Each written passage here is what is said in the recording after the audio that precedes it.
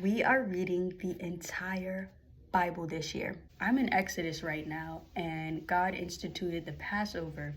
And I can see how people are like, the Bible is a book of spells. Because the way that God specifically instructed the people of Israel to protect their firstborns from being killed by him is like, on this month, you take a lamb on the 10th day. Then on the 14th month, you have to kill the lamb, and the lamb must be spotless. Then once you kill the lamb, take the blood of it and then swipe it on the house and on the door. Then that night, you gotta roast the lamb and eat it that night with unleavened bread and bitter herbs. And there should be none of the lamb left. Then when I go and then God's like, once I pass over the houses and I see the blood, I'm gonna protect your firstborns. I can see how that looks like. But if there's anyone that's gonna be casting spells and doing stuff like that, it's a God. We shouldn't be messing with things like that. Also, this book right here has some things that happen that are historically sound. One of them being the crucifixion of Jesus.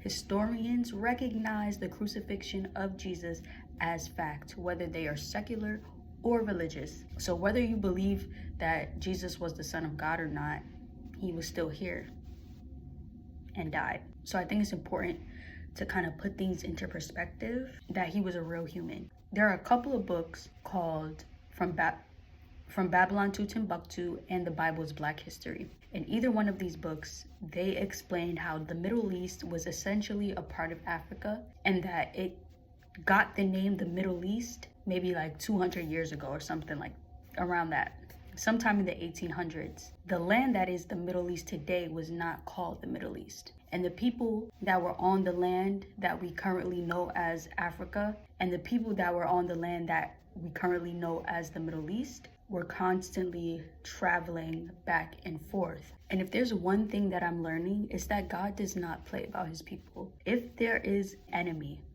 and you are one of God's children, call out to him. Tell him your troubles. God will smite the enemy.